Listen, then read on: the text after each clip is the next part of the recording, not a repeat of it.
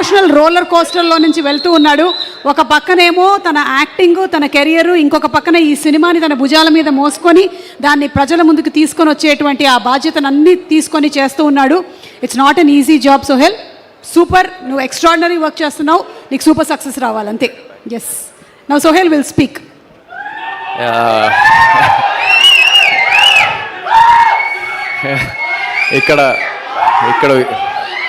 ఇక్కడ విచ్చేసిన మీడియా మిత్రులందరికీ అండ్ లైక్ ఇక్కడ వచ్చేసిన మా ఫ్యాన్స్ అందరికీ, నా ఫ్రెండ్స్, యాక్చువల్లీ వీళ్ళందరూ ఫ్యాన్స్ కాదు, సో ఫ్రెండ్స్ అందరికీ, అండ్ సందీప్ కిషన్ అన్న థ్యాంక్ యూ, సాయి రాజేష్ అన్న థ్యాంక్ యూ, అండ్ అందరికీ like especially like Brahmanandam sir thank you so much sir వచ్చినందుకు,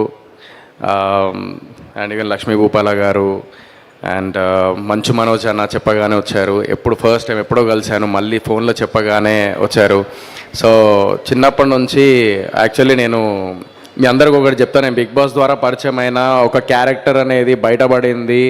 కొంతమందికి నా క్యారెక్టర్ నచ్చింది, కొంతమంది నచ్చదు, నెగిటివ్స్ ఉంటాయి, పాజిటివ్స్ ఉంటాయి, వీడికి బలుపు లేకపోతే వీడు మంచోడు అన్నీ ఉంటూ ఉంటాయి. బట్ సినిమాకి అవన్నీ ఏం సంబంధం లేకుండా సినిమా తెర మీద నేను ఏం చూపించాను అనేది మాత్రమే మీరు గుర్తించి సినిమా లైక్ చూసి ఆదరించాలని మనస్ఫూర్తిగా కోరుకుంటున్నాను. సో నేను ఇవంతా ఒకటి చెప్పాలంటే ఈ సినిమా జర్నీ యాక్చువల్లీ ప్రతి ఒక్కరూ చాలా కష్టపడతారు. ఈవెన్ సాయి రాజేష్ అన్న ఇందాక చెప్పినట్టు కొబ్బరిమట్ట అప్పుడు ఎలా అయితే కష్టపడ్డారో అన్న, సో సేమ్ హియర్ నేను కూడా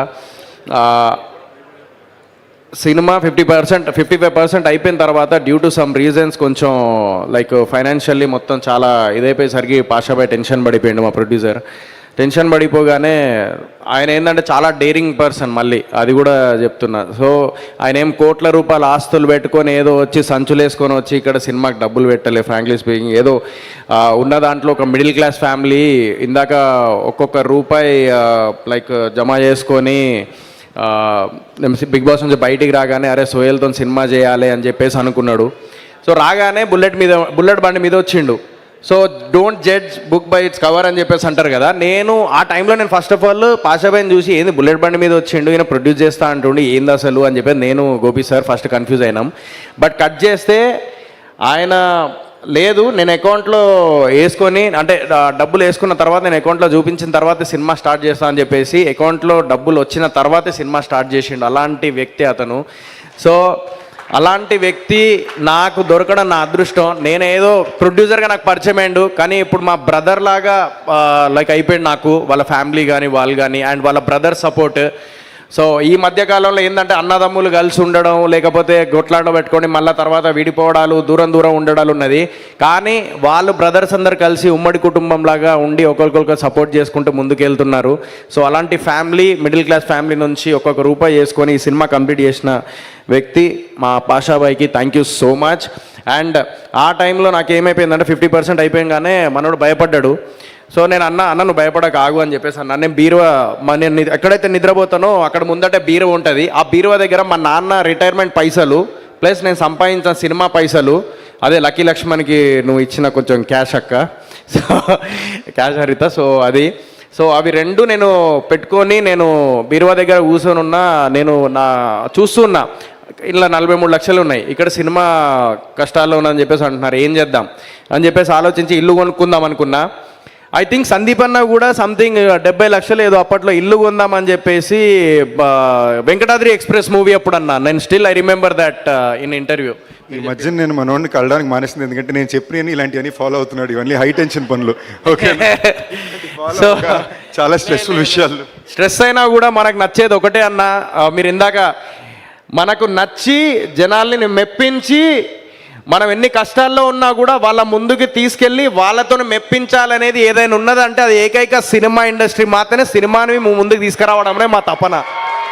ఎన్ని కష్టాలు వచ్చినా ప్రతి ఒక్కరు అనుకుంటారు కలర్ఫుల్ లైఫ్, దీని అమ్మ జీవితం, మంచి బట్టలు వేసుకుంటారు, మంచి బూట్ కట్ ప్యాంట్ వేసుకుని సూటు గీట్ వేసుకొని వస్తారు అని చెప్పేసి అనుకుంటారు.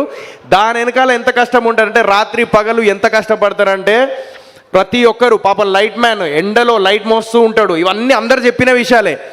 కానీ నేను ఒక ఆర్టిస్ట్ నుంచి ఆ టైంలో యాజ్ అ ప్రొడ్యూసర్గా మారినప్పుడు ఆ ప్రొడ్యూసర్ కష్టాలేందో, ఆ ప్రొడ్యూసర్ ఎంత పెయిన్ సఫర్ అవుతాడో, ఆ ప్రొడ్యూసర్ ఎన్ని కష్టాలు ఎదురయ్యి మీ ముందుకి సినిమా తీసుకొస్తాడో ఆడియన్స్గా ఇంకొక మీ అందరికి తెలియంది ఏంటంటే సినిమాలు అనేది వాళ్ళ పైసలు పెట్టుడు కాదు, నెక్స్ట్ ఫైనాన్స్ తీసుకొస్తారు.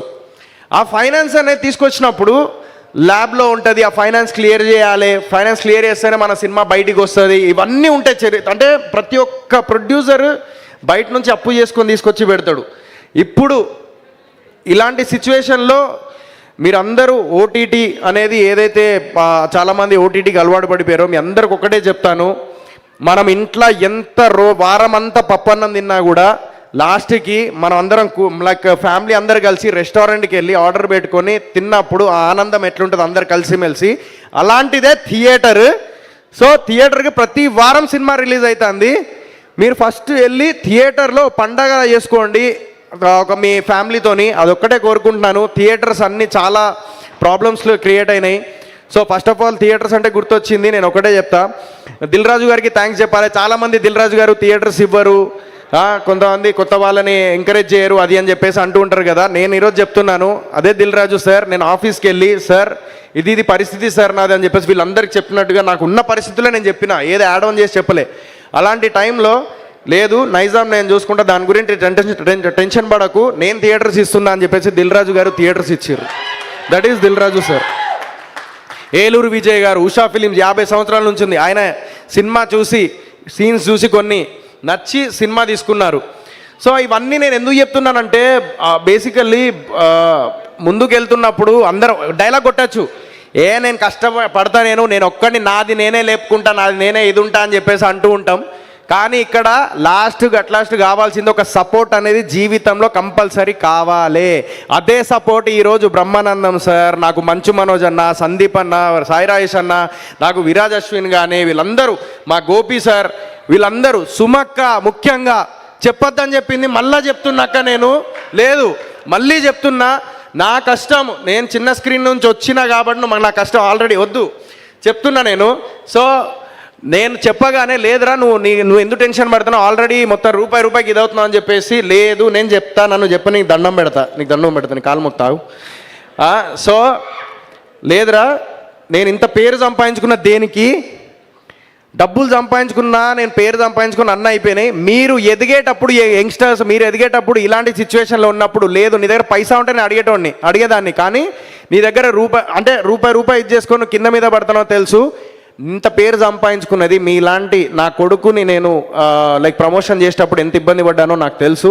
అలాంటి ఇబ్బంది నువ్వు పడుతున్నావు, ఇప్పుడు నేను వస్తున్నా నీ ప్రీ రిలీజ్ ఈవెంట్కి ఫ్రీగా అని చెప్పేసి వచ్చింది. థ్యాంక్ యూ సో మచ్ అక్క, ఇది రియల్ కష్టం తెలుసుకొని వచ్చింది అక్క. సో ఆ విషయంలో మాత్రం నేను థ్యాంక్స్ చెప్పాలి సుమక్కకి. అండ్ నెక్స్ట్ నా ఫ్రెండ్ పండుగాడు, వాడు నేను మొత్తం డబ్బులు పెట్టేసిన అయిపోయింది. మా డాడీతో ఒక మాట అన్న, ప్రతి ఒక్కరు జీవితంలో ఒక ఫేస్ వస్తుంది. నేను నిజం చెప్పాలంటే లైక్ ఒక్కొక్కసారి సెకండ్ థాట్స్ వచ్చినాయి. ఈవెన్ సందీప్ అన్న కూడా దుబాయ్లో చెప్పిన రోజులు ఉన్నాయి, ఇవి దుబాయ్లో చెప్పాను నేను. సెకండ్ థాట్స్ వచ్చినాయి. ఒక్కనే 4 గోడల మధ్య కూర్చొని నేను మొబైల్లో నేనే సెల్ఫీ వీడియో తీసుకొని ఏడ్చిన రోజులు ఉన్నాయి. నేను ఏం చేయాలో అర్థమైతలేదు. అందరేమో లైక్ అరే ఈడేంది డిఫరెంట్ సినిమాలు తీసిండు, ఓకే, బట్ నెక్స్ట్ ఈడు సినిమాల్లో హీరోగా నిలబడతాడా. కొంతమంది ఏమో టీవీ ఇండస్ట్రీలోనే ఉండిపోరా, నువ్వు అక్కడే ఉండిపోరా, లేకుంటే ఇది కరెక్ట్ కాదు ఇది అది అని చెప్పేసి అన్నారు. బట్ మీ అందరికి సింపుల్ ఎగ్జాంపుల్, ఈరోజు సోహెల్ అనే వ్యక్తికి ఇంతమంది ధైర్యం, నా ఫ్రెండ్ గారు పండుగాడు కానివ్వండి, పాషాబ్ గారు కానివ్వండి, లేకపోతే ఇంతమంది నా కోసం వచ్చారు కదా, ఇదే నా ఆన్సర్. ఇంతమంది వచ్చారంటే ఓకే ఈడు ఎదుగుతున్నాడు, ఈయన్ని సపోర్ట్ చేయాలని చెప్పేసి వచ్చిర్రు. కానీ ఆ లోగా ఫీల్ అయినప్పుడు మనము ఒక్కటే గుర్తుపెట్టుకోవాలి, మన పేరెంట్స్ చిన్నప్పటి నుంచి మన అమ్మ 3 పూటలు వండి పెట్టి మేము ఐదుగురిని చూసి ఐదుగురిని కనీ పెంచి ఇక్కడ దాకా తీసుకొచ్చింది. మా నాన్న సింగరేణి జాబ్ చేసుకుంటూ తట్టలు మోసేటోడు, లోపల సింగరేణి బొగ్గులో గనిలో లోపలికి వెళ్తే ఒక్కరోజు వెళ్తే మేఘా నేను సింగరేణి బొగ్గు గనిలో వెళ్ళాం. సో నువ్వు చూసినావు అది. సో ఒక్కరోజుకే ఏంట్రా బాబు ఇది అని చెప్పేసి అలాంటి మా నాన్న 30 years సింగరేణి బొగ్గు గనిలో లోపలికి వెళ్ళి తట్టలు మోసుకుంటూ ఆ బొగ్గు గనిలో నల్లగా వచ్చేటోడు. మొత్తం బయట స్నానం చేసి, బయట బోరింగ్ ఉంటుంది, అప్పట్లో బోరింగ్ ఉండేటి, ఆడ పొద్దున్నే వేడివేడి నీళ్ళు వచ్చేటి, సాయంత్రం మళ్ళీ కొంచెం లైట్గా వేడివేడి నీళ్ళు వచ్చేటి, దాంతో స్నానం చేసేసి మళ్ళీ ఇంటికి అట్లా వచ్చేవాళ్ళు అనమాట. అందరు అలాగే చేసేవాళ్ళు సింగరేణి వాళ్ళు. అలా మా నాన్న అంత కష్టపడి రూపాయి ఇది చేసుకొని 5గురిని పెంచాడు, ఇక్కడ దాకా తీసుకొచ్చిండు. నేను ఎప్పుడైతే నేను లైఫ్లో నేను ఒక మాట అన్నా, నేను మా నాన్న ఏమన్నాడంటే ఈడి 20 డిక్కి కింద 20 దాటిపోయినాయి, 26 దాటిపోయింది, ఈడు ఇంకా సెటిల్ అయితే లేడు అని చెప్పేసి అనుకున్న రోజుల్లో నేను ఒకటే అన్నా, డాడీ నువ్వు నా మీద నన్ను నమ్ము, నేను సింగరేన్ జాబ్ చేద్దాం అనుకున్నాను. మా డాడీ జాబ్ మా డాడీ జాబ్ మానేసి నాకు అప్ప చెప్పేటోడు ఆ టైంలో. నేను అన్నా, లేదు డాడీ నాకు ఏదో కొడుతుంది తేడా, అసలు యాక్చువల్లీ అప్పటికి నేను చేద్దామని అనుకున్నా, మళ్ళీ బ్యాక్ స్టెప్ వేసేసి లేదు సినిమానే నా ప్రపంచం అని చెప్పి మళ్ళీ ఇటు వచ్చిన హైదరాబాద్కి. వచ్చిన తర్వాత మా నాన్న ఒకటే అన్నాడు, సరేరా నీకు నమ్మకం ఉందా అంటే నమ్మకం ఉంది అన్న, బిగ్ బాస్కి వెళ్ళినా పేరు తెచ్చుకున్నా, ఈ 43 లక్షలది ఇప్పుడు కంటిన్యూ చేస్తున్నా. ఇందాక చెప్పింది నాన్న రిటైర్మెంట్ పైసలు నా పైసలు ఉన్నప్పుడు డాడీ దగ్గరికి వెళ్ళి, డాడీ నేను సినిమాకి పైసలు పెడతానా, మరి ఏం సంగతి నీకు ఓకేనా అని అన్న. ఏమన్నాడు తెలుసా మా అయ్య, ఒకటే అన్నాడు, అరే నువ్వు నీది నువ్వు నమ్మకంతో నువ్వు ఏదైతే నారో సినిమా ఇండస్ట్రీ వదిలే నువ్వు ఎవరు గుర్తుపెట్టుకుర్రా, నువ్వు బయటికి వెళ్తే ఎవరు గుర్తుపడతలేర్రా అన్నోడివి ఈరోజు బిగ్ బాస్కి వెళ్ళి నన్ను గర్వంగా ఫీల్ అయ్యేలా చేసినావు. అదే ఇప్పుడు నువ్వు సినిమాకి డబ్బులు పెడితే డెఫినెట్లీ నాకు గర్వంగా ఫీల్ అయ్యేలా చేస్తావు నమ్మకం నాకు ఉందిరా, నువ్వు తీసుకెళ్ళరా అబ్బాయి, మళ్ళీ 0 నుంచి స్టార్ట్ చేద్దాం, స్క్రాచ్ నుంచి మొదలు పెడదాం అన్నాడు. That is my father. జీవితంలో ఎవరికైనా సెకండ్ థాట్స్ వచ్చినప్పుడు మనల్ని ఇంత కష్టపడి పెంచిన అమ్మ నాన్న వాళ్ళ గురించి ఆలోచించి వాళ్ళ నమ్మకం గురించి అన్న మనం బతికుండాలి, పోరాడాలి, ముందుకెళ్ళాలి. ఇదే మన జీవితం. కాంపిటీషన్ ఫీల్డ్, మనల్ని సపోర్ట్ చేసే వాళ్ళు ఉంటారు, మనల్ని లాగే వాళ్ళు ఉంటారు, అన్నీ ఉంటారు, అందరు ఉంటారు. కానీ మనల్ని సపోర్ట్ చేసే వాళ్ళ ప్రేమని, వాళ్ళ ఆప్యాయతని, మీ అందరి ప్రేమని, ఆడియన్స్ ప్రేమని గుర్తించి జీవితంలో ఫైట్ చేస్తూ ముందుకెళ్ళడమే లైఫ్ ఇప్పుడున్న జనరేషన్. ఇది మాత్రం పక్కా వాస్తవం. ఇది ఏదైనా కూడా మీరు బిజినెస్ పెట్టుకోండి, లైఫ్లో ఏదేమైనా చేసుకోండి, కాంపిటీషన్ ఫీల్డ్ సొసైటీ. ఇప్పుడు give a best, definitely you will achieve it. వెనకడుగు వేసినావా వెనకడుగుకే పోతావు, లేదు ఏమన్నా రాని అని చెప్పి ముందడుగు వేసుకుంటూ వెళ్ళిపోయినావా డెఫినెట్లీ ముందుకు వెళ్ళిపోతూనే ఉంటావు. ఎగ్జాంపుల్ రవితేజ గారు, చిరంజీవి గారు, షారూక్ ఖాన్, సుశాంత్ సింగ్ రాజ్పూత్, విజయ్ సేతుపతి ఇన్ని ఇయర్స్ కష్టపడి ఈరోజు వాళ్ళ స్థాయిలో ఉన్నారు. సో నేను అదే చెప్తా ప్రతి ఒక్కరికి, ఎప్పుడు జీవితంలో ఎప్పుడు వెనక అడుగు వేయకండి. ఓకే ఇది కాకపోతే ఇంకొకటి, ఇది కాకపోతే ఇంకొకటి, కానీ రేపో మాపో పుట్టుక్కుమంటాం. మనకు నచ్చిన పని చేసే పుట్టుక్కుమంటే అది ఆనందం వేరుంటుంది భయ్. ఇది మాత్రం చెప్తున్నా. నాకు నచ్చిన పని, నాకు తెలిసిన పని, నేను జీవితాంతం నేను ఒక డిగ్రీ చదివిన, నేను వెళ్ళి నేను ఏదో జాబ్ చేసుకుంటే ఒక 20-30 వేలు శాలరీ వస్తుంది, అవన్నీ చేసుకో. ఈ సినిమా ఇండస్ట్రీలో ఒక్కసారి వెళ్ళిందంటే వాడు జాబ్ చేయడు, ఏం చేయడు, ఈ సినిమాల ఇండస్ట్రీలో బతుకుతాడు, ఈ సినిమా ఇండస్ట్రీలో ఉంటాడు, ఈ సినిమాతోనే బతుకుతాడు. No religion, no caste, no nothing, only talent will speak in cinema industry. ఇది మాత్రం చెప్తున్నా నేను. మీ అందరు సపోర్ట్ కావాలి. ఇంకొకటి, మేము ఎంత కష్టపడినా ఏం చేసినా ఆడియన్స్ లేనిది మేము స్టార్ అవ్వలేము, ఆడియన్స్ లేనిది మాకు తిండి లేదు, ఆడియన్స్ లేనిది మేము ముందుకు వెళ్ళలేము లైఫ్లో. మీ ప్రేమ, అభిమానం, ఆప్యాయత ఉంటేనే మా లైఫ్. ఇప్పుడు ఈరోజు ఇంత సినిమా కంప్లీట్ చేసిన తర్వాత ఒక్కొక్క ప్రొడ్యూసర్కి పబ్లిసిటీ అంటే ₹1,00,00,000 80 లక్షలు పెట్టిన వాళ్ళు కూడా ఉన్నారు. 80 లక్షలు ₹1,00,00,000 పెట్టాలి, లేదంటే పబ్లిసిటీ మీ దాకా రాదు. ప్రతి రూపాయి ఎక్కడికి వెళ్ళినా ఈడ లక్ష, ఆడ లక్ష, అది ఇది ఇదంతా అవుతూ ఉంటుంది. అలాంటి టైంలో మా అందరికి ఒకటే అనిపిస్తుంది, ఇవన్నీ డబ్బులు మాకు కనబడవు, మాకు కావాల్సింది ఆడియన్స్ దాకా రీచ్ అవ్వాలి, నా సినిమా ఆడియన్స్ థియేటర్ దాకా రావాలనేది మాత్రమే మైండ్లో ఉంటుంది.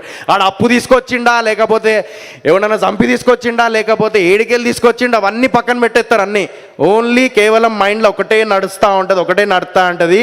అది కేవలం నా సినిమా అనేది జనాల వరకు తీసుకెళ్ళి, అది ఇష్టపడైనా కష్టపడైనా ఏమైనా కూడా జనాల వరకు తీసుకెళ్ళి రేపటి రోజున Sohel bhai next level cinema తీసినవరా బాయ్, మంచిగా చేసినావు అని చెప్పేసి పేరు సంపాదించుకోనికే ఇదంతా చేసేది అదే, వీళ్ళందరూ వచ్చిన దానికే.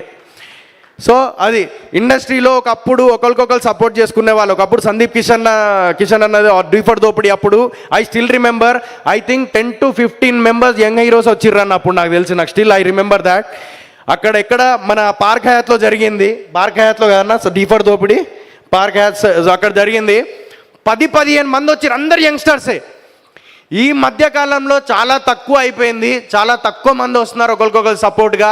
కానీ అలాంటి టైంలో మళ్ళీ I want to prove that, అరే సపోర్ట్ చేయడానికి ఇంతమంది వచ్చారు, కష్టపడుతూ ఉండండి లైఫ్లో. మీకు కూడా ఏదో ఒకటి బిజినెస్ చేసినా ఏం చేసినా give a good quality, good content, then definitely మీకంటూ ఒక లైఫ్ ఉంటుంది, మీకంటూ ఒక సపోర్ట్ అనేది కంపల్సరీ ఉంటుంది. అది ఒక్కటే గుర్తుపెట్టుకోండి. మీరు లైఫ్లో ముందుకు వెళ్ళేటప్పుడు చాలా కష్టాలు వస్తాయి, చాలా నష్టాలు వస్తాయి. చాలామంది ఏదేదో మాట్లాడతారు, అరే నువ్వు టీవీకే పనికి వస్తావు, నువ్వు దేనికి పని, అదే టీవీకే పనికి వస్తావు, టీవీకి వెళ్ళిపో, సినిమా అనేది మన తరం కాదు, రిలీజియన్ క్యాస్ట్ అవి ఇవి ఉంటాయి. అవన్నీ ఏం లేవు బాయ్, నాది ఏం రిలీజియన్, నాది ఇంతమంది వచ్చిర్రు, ఇదంతా కాదు. కావాల్సింది ఒక టాలెంట్, ఒక మంచితనం, అదొక్కటే లైఫ్లో గుర్తుపెట్టుకోండి. ఒకరికొకరు సాయం చేసుకొని ముందుకెళ్తేనే మన జీవితం it comes back to us. కర్మ ఏదో అంటారు కదా, కర్మ హిట్ బ్యాక్స్ అంటారు కదా. సో నేను అదే నమ్ముతా. మనం 10 మందికి మంచి చేసినాం. నా ఫ్రెండ్ గాడు రాకేష్ గాడు, వాడు చిన్నప్పటి నుంచి వాడు నా ఫ్రెండ్ గాడు, ఆడెక్కడో షార్ట్ ఫిల్మ్ చేసుకోడు, రారాబాయ్ గుంజుకొచ్చి ఈరోజు షార్ట్ ఫిల్మ్ చేస్తే ఈరోజు బ్రహ్మానందం సార్తో నువ్వు ఒక మాట రాకేష్ అని చెప్పేసి ఒక మాట చెప్పించుకున్నాడు ఆడు.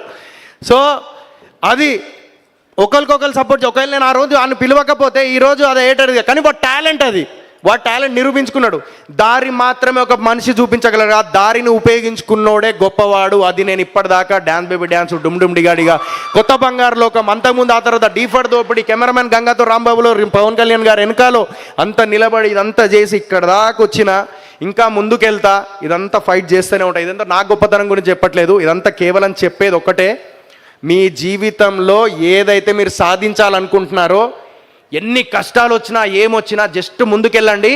ఏదన్నా థాట్స్ వస్తే మీ అమ్మ నాన్న వీళ్ళిద్దరు ఉన్నారు, వాళ్ళు ఇప్పటిదాకా పెంచింది వాళ్ళ నమ్మకాన్ని ముందుకు తీసుకెళ్లాలని ఫైట్ చేస్తుండండి లైఫ్లో. Definitely you will achieve one day, it's for sure. ఇది నేను ఎందుకు చెప్తున్నానంటే, ఇది నేను అనుభవించిన లైఫ్లో ఎవ్వరు అనుభవించి, చాలామంది డిప్రెషన్లోకి వెళ్ళి ఉంటారు. వాళ్ళందరికీ చెప్తున్నా, డిప్రెషన్లోకి వెళ్ళి don't take sum second decisions and all. Think about your parents and think about your friends. Like పండు నాకున్నాడు అలా.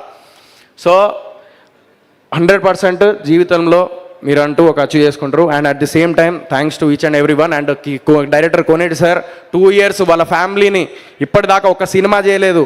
చాలామంది డైరెక్టర్స్ సినిమా చేసిన తర్వాత ఇంకో సినిమా చేస్తారు, బట్ శ్రీ కోనేటి ఇప్పటిదాకా ఒక సినిమా చేయకుండా 2 years నుంచి మేము ఇంత బడ్జెట్ ఇవ్వగలుగుతా అంటే ఉన్న బడ్జెట్లో మేము ఇస్తూ ఉంటే దాన్ని కంట్రోల్ చేసుకుంటూ వాళ్ళ ఫ్యామిలీని పోషిస్తూ 2 years వరకు కష్టపడుతూ ఇదే బూట్ కట్ బాలరాజు మీద ఉన్నాడు. ఈ బూట్ కట్ బాలరాజు అన్న ఒక్క కష్టం కాదు, డైరెక్టర్, ప్రొడ్యూసర్ అందరి కష్టం. భీమ్స్ అన్న మాకు ఎంత సపోర్ట్ చేసిండు, ఇంత మంచి మ్యూజిక్ ఇచ్చి హిట్ కొట్టిండు. అనుదీప్ దేవన్న మేము చెప్పంగానే ఆయన కూడా నేను కూడా సినిమా చూసి నచ్చి ఆయన మొత్తం బ్యాక్గ్రౌండ్ మ్యూజిక్ కొట్టి ఇంకా లేపిండు సినిమాని.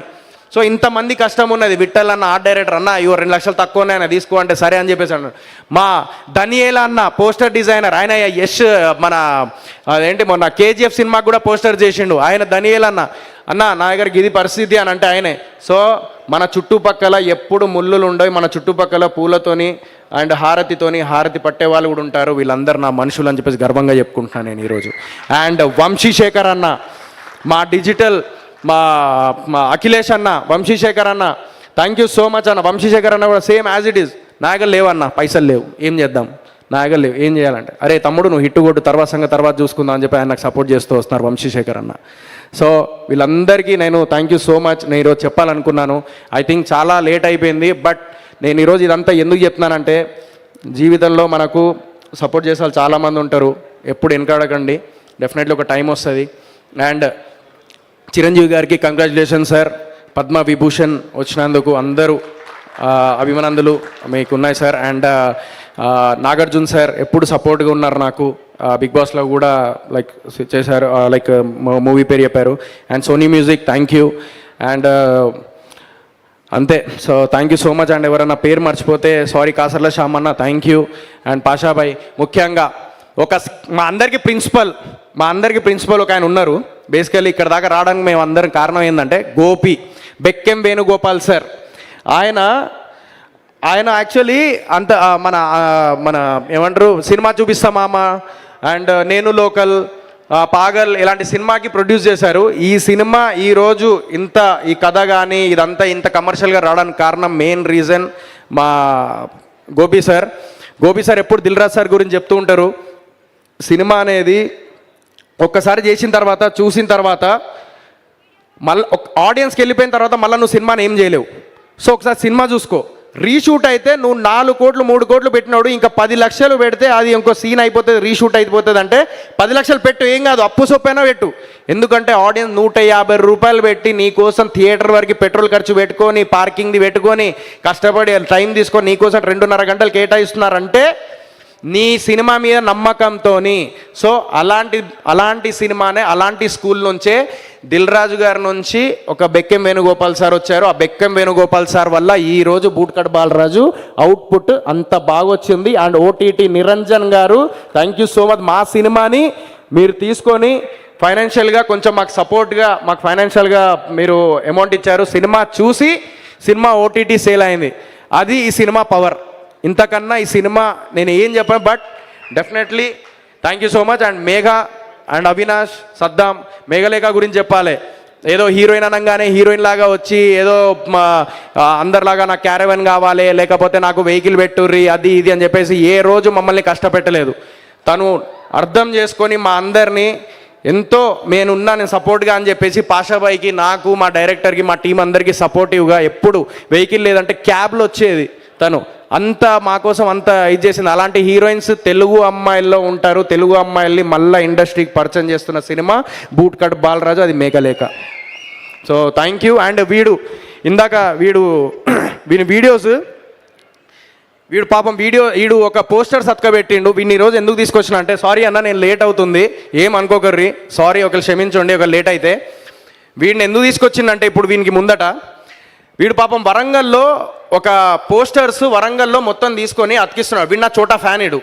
సో చోటా పటాకా అని చెప్పేసి వీడిది ఒక ఇన్స్టాగ్రామ్ పేజ్ ఉంటుంది.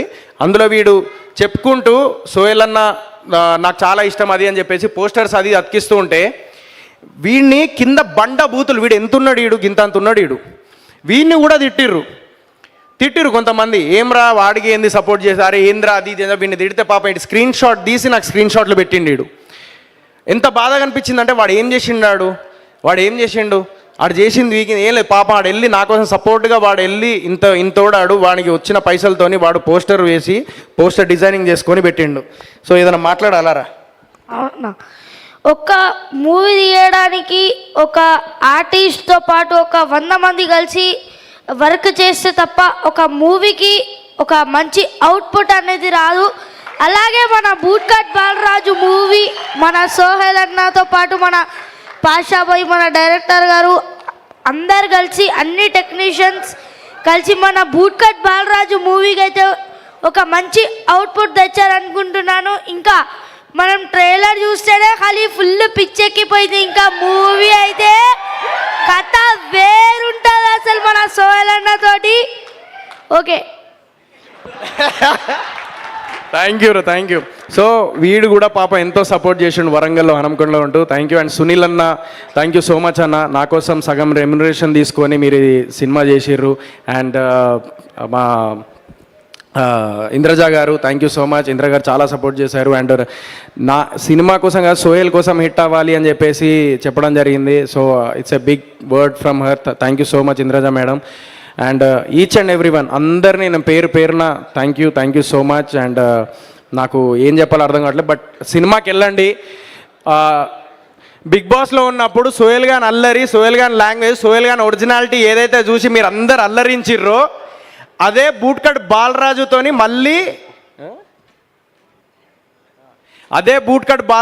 మళ్ళీ థియేటర్కి వెళ్ళి ఎంజాయ్ చేస్తారు. సోహెల్ గాన్ యాటిట్యూడ్ అట్లనే ఉంటుంది, ఫస్ట్ నుంచి లాస్ట్ వరకు నవ్వుకుంటూనే ఉంటారు, ఫుల్ ఫన్ ఉంటుంది, ఎమోషనల్ ఉంటుంది. అండ్ ముఖ్యంగా ఫస్ట్ టైం సోహెల్ గాడు పెద్ద స్క్రీన్ మీద ఘోరమైన డ్యాన్స్ చేసిర్రు, దుమ్ము లేపిండు, చూడుర్రు అంతే. అండ్ పరేషాన్ ఇమ్రాన్, ఇక్కడ ఎంతమంది తెలుసు పరేషాన్ ఇమ్రాన్? సో పరేషాన్ బాయ్స్ చాలా సపోర్ట్ చేసారు ప్రతి సినిమాకి. Thank you so much Imran Bhai. So మాట్లాడాలనుకుంటున్నాను.